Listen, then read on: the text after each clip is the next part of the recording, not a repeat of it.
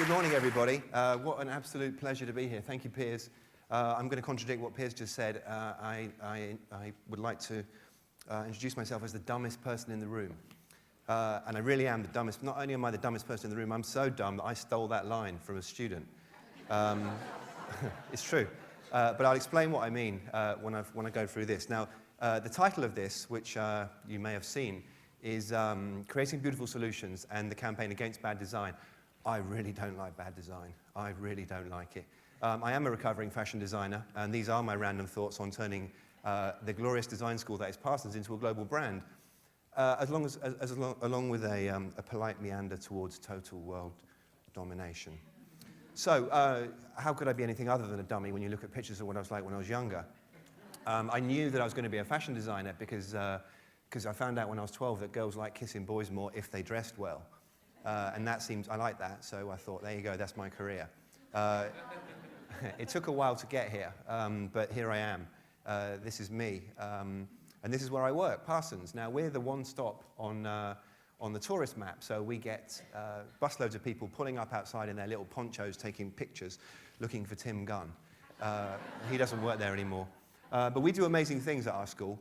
We teach people to make clothes. The image on the left is something which was made by a student who'd been studying for 6 weeks only. You see, we teach skills, and that's okay, but we teach people to use the skills. We're more interested in what you do with it, not what you've got.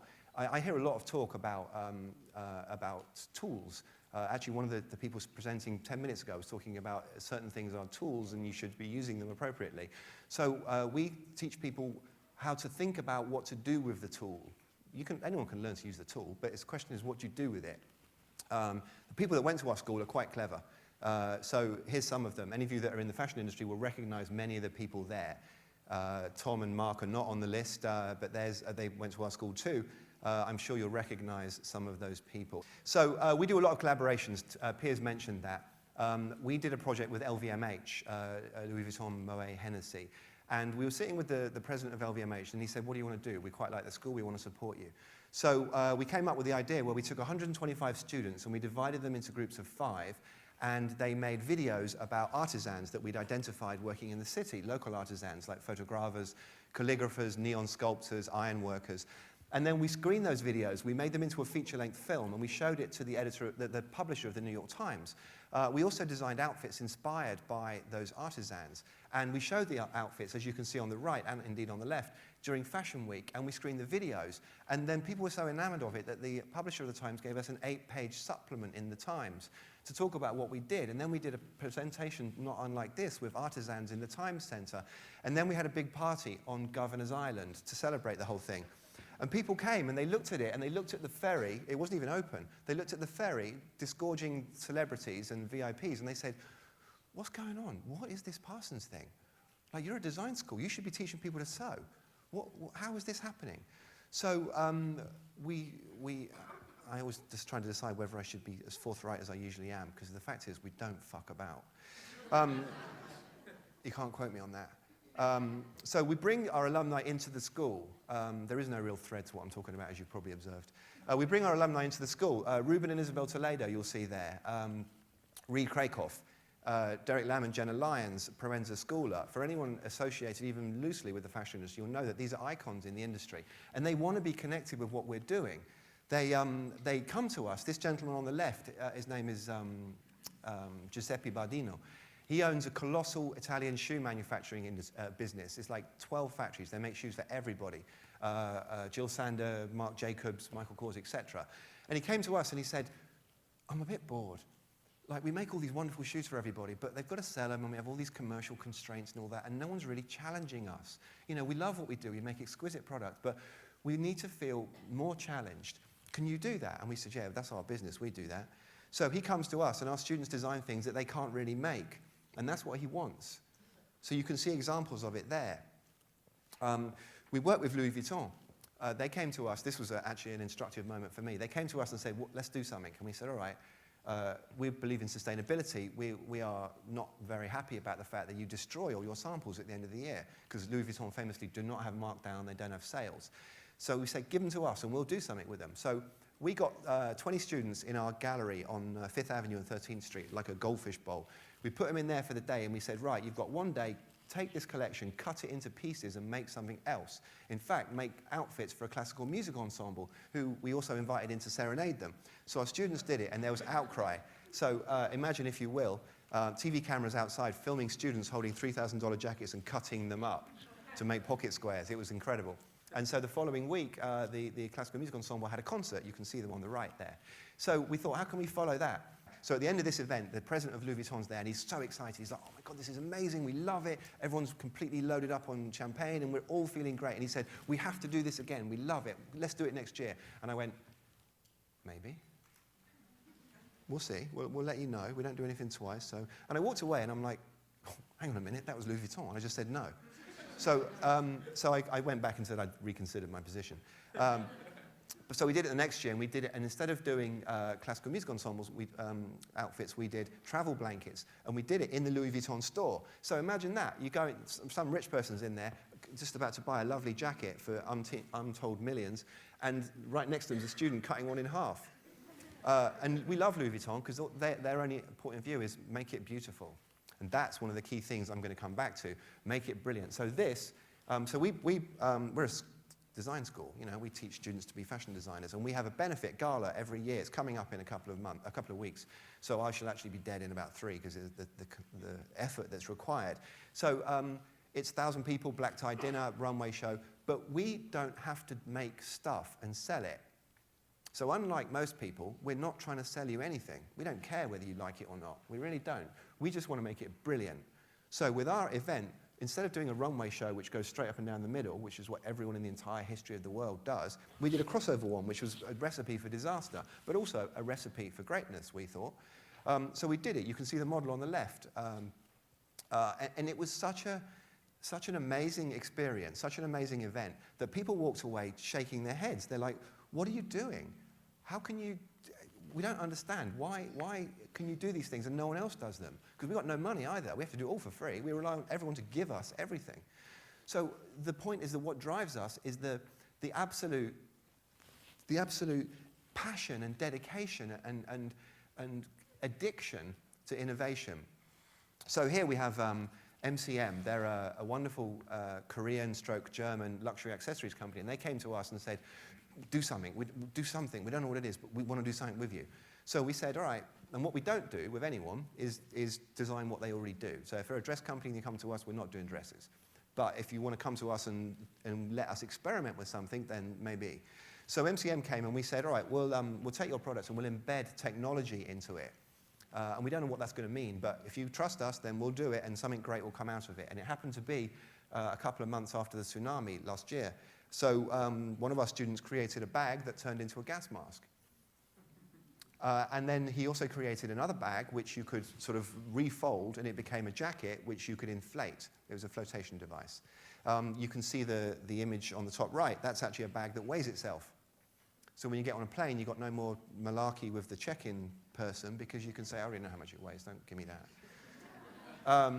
If you want to ruin someone's life, put them on the cover of the New York Times style section for July the 4th weekend.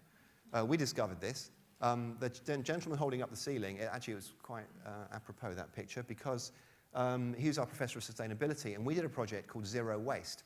And we got on the cover of the Times, and of course every single person in the entire world that wants to do anything vaguely sustainable wrote to him. So that was a problem. But what was good about this was it was a zero waste project where everything you lot are all wearing, everything I'm wearing, pretty much produced about 15% waste, which is a bit of a shame, and we don't think that's good. So we pioneered a way of making clothes which produces zero waste. And for those of you that don't, some of you can perhaps imagine, if you look at the way the pattern's laid out in the middle picture on the Times, when you lay a pattern out, there's loads of wastage in between. And if you're going to do something with zero waste, you have to change the design of the garment, because all the seams that make up a garment have to be moved slightly to create no waste. So we decided to do that, and we spoke to one of our very, very, very big retail friends, and we said, you can work with us if you like. And they said, oh, we'd love to, but let's just check with marketing. And we said, no. We're not interested in no. We'll come back to you. So we work with Loomstate and Rogan. Some of you will know who they are because they share our passion. Anyway, we did it. We produced a garment, a parka, and then they manufactured it and they sold it to prove that you can do this and make money at it. Because see, we live in the real world. We love brilliance and we love beauty and we love amazing creativity, but we also live in the real world. And we wanted to make a statement about how you can run a business. So we did that. It worked. As you can see, it got quite a lot of attention. And the next step, which we're working on now, we made about 300 of those garments. The next step is we want to make 300,000 garments to show the industry that we can do this on a global scale. Now, this is probably one of the most important things that's happened to our school over the last 4 years. People don't think of fashion schools as leading the industry. They think of them as training great designers, which we do, and that's wonderful, and we're very proud of that. But I want the industry to have to come to us because we know things they don't. And that's what's happening. This is an example of that. Some of the other people who come to us include Mr. Christian Louis Vuitton. So we've been doing this, I've been doing this for 4 years, and we've had some quite significant successes in that time. So much so that people come to us now because they really want to work with us. And I'll come to what we say most of the time in a moment. Christian came to us because he was doing his 20-year anniversary shoe collection. And he said, I want something to go with it, and I don't really want to go with another designer. Will you do it? And Bergdorf Goodman said, well, we want to have a big party to celebrate this. Obviously, we've got to work with Parsons. And for me, all is right with the world when that happens. When Christian Louis Vuitton rings me up and says, Bergdorf's want to have a party for you lot, will you please do this? Then I feel like things are going well. However, we like saying no. I was actually chatting with a friend who's in the audience about whether I should talk about this, and of course I'm gonna. We were approached recently by a very, very well-known magazine who said, we love what you do. We would love to dedicate a whole area of our website to you. We'd love to publish images of your students' work, and we'd love to put you on the runway during New York Fashion Week. Isn't that super? We would donate that to you. And we said, that is wonderful. We're very, very grateful. It's such a generous offer. No. And they're like, what? What? Why? And we said, because you did it last year with someone else, and you did it the year before that with somebody else, and we're not going to be third in the queue to anybody. So no, we're not doing it. If we want to be on the runway, we'll be on the runway on our own terms. Now that to me is we happen to be in a position where we have quite a powerful brand at this point, and we have to exercise that authority very, very wisely.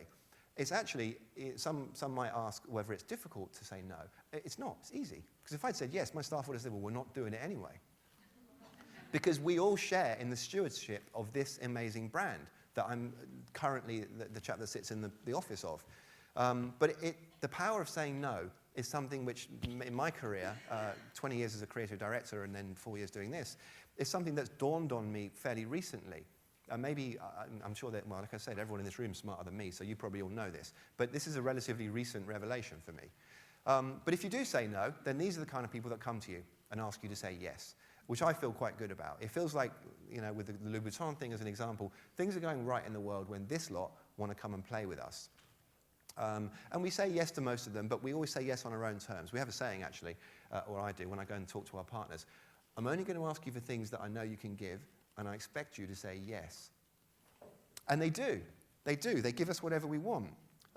This is something we're particularly proud of. So because we're lucky enough to get a lot of love from the industry and from the media, etc., we realize that we've got to do the right thing with that. And so, again, post the tsunami, I happened to be in Korea working with MCM, and they said, what can we do next? We've done the technology thing, we want to do something else. And I said, all right, make me 300 backpacks, which we will design. We'll work with a charity. In this case, it was IRC, but we also consulted with Oxfam and the Red Cross. And we will make these bags for first responders.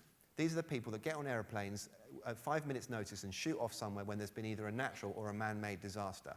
And I said, we'll design them, we'll work with the people that do this, and we'll design them to be intelligent bags. And that doesn't mean, I thought that would mean solar power, etc., but it turns out that's not what they want. And as I said, I'm the dumbest person in the room, so I always listen to what they say.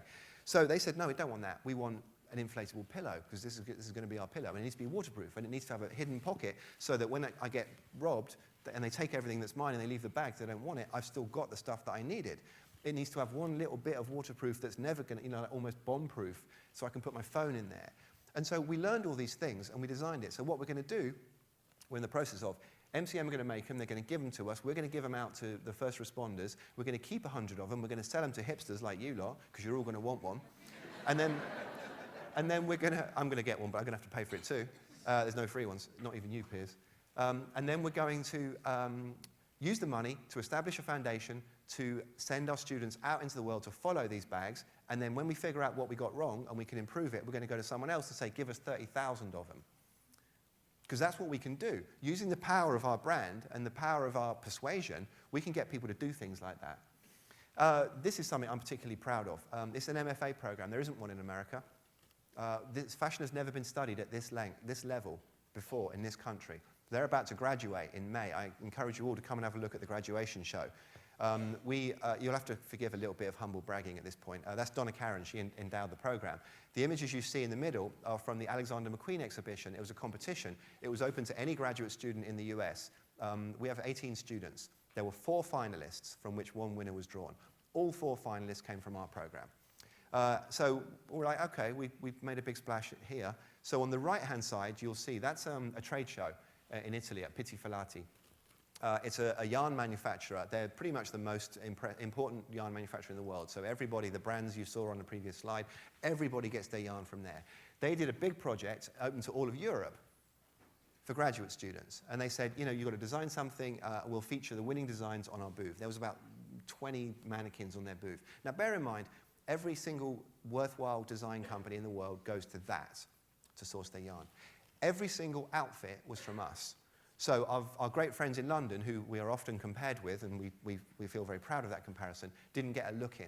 Our friends in Antwerp didn't get a look in. It was just us. So I'm being horribly obnoxious here and boasting, but I don't care, because the quality of what's being done in that program is like nothing else. And we've proved it. And this is the first time in American fashion that this has happened. I really can't underestimate the importance of that. Perhaps you can feel it. On the right, we went to London during London Fashion Week to rub people's nose in it. And we did an exhibition, which was incredibly well received. I just think you get a sense of our feeling about what's going on there. And on the left, this is what you're all going to come to in May. That's a raw space on the top floor of a skyscraper on 37th and Broadway. We went to one of our friends and said, we're going to have a show. You need to give us space. And they said, oh, OK, which floor do you want? So that's the floor we're going to use. It looks like a sort of abandoned car park. It's very exciting. So it's going to look pretty special. So I'm going to leave you with a few thoughts. Never, never, never give in to bad design. Ever. Don't. Ever do it. Never. And if the accountant's like, oh, just do this for a minute. No, don't. Don't send an ugly email. Definitely don't send one to me, because I won't read it. Don't do it. Don't send an ugly piece of paper. Just don't. On anything. Be the dumbest person in the room. I am proud to say that I'm the dumbest person in the room, because I will learn something from everybody here. I'll hang around for the day, and I guarantee at the end of it I'll have learned tons. And I can only do that because I acknowledge how incredibly ill-informed and stupid I am. If you're not helping, get out. We all know that there are people whose job it is to steal oxygen. That's all they do. They join a meeting, and all they're really doing is trying to suck the oxygen out of the room. I'm lucky enough to be in a position where I don't have to put up with them, so I'll find something else for them to do. And I encourage you all to do the same. And if it's you, and frankly, it'll be me sometimes, I'll be like, I've got nothing to add, I'm off, I'll see you later. Actually, I flounce out of dinners sometimes. I get invited to these things, as you can imagine, and if I think that I'm not going to be able to bring any value, because I don't share the feelings of those around the room, then I'll just walk out, because it's pointless me being there. And then be nice. So be nice. Oh, good enough, remember the last one. If you're not nice, then I don't want to work with you. And I would encourage everyone else to not work with people who are not nice. And that sounds really silly, but it's not. It's incredibly important. Because if this isn't fun, then we should go and be bankers or something equally odious. Because you make loads more money. So be nice. Like, do it. Be nice. What I'm going to say, if you'll do me a favor, a personal favor, when I finish and when I'm going off, instead of making any gesture to suggest whether you enjoyed the speech or not, instead of doing that, do me a favor, turn to the left and turn to the right and introduce yourself to the people next to you. Because I know you're all like this at the moment. Yeah, that's all right. Yeah. All hunched over like that. So instead of that, talk to the person next to you. And the very last thing I will say, which I'm so glad I read this novel the other week, and it was an all right novel, but there was this word in it, and it's spezzatura, and it's clearly an Italian word, and what it means is doing everything elegantly. Everything. It means texting elegantly, standing elegantly as you text. It means drinking elegantly. It was invented, it was coined 100 years ago or so for people like Oscar Wilde, the sort of fops that would flounce around town trying to look wonderful. But I think if we do that, if we all practice spezzatura, then this is going to be a better place. It's going to be a lot... Listen, if I have to convince people about good design, it's actually not the hardest thing in the world because, you know, I tend to talk quite a lot and I try to practice what I preach. And so people often are quite sympathetic to my point of view because I try to practice spezzatura. So if you can do that, then I think we together will be able to make a far better designed place. And with that, I shall leave you. Thank you very much.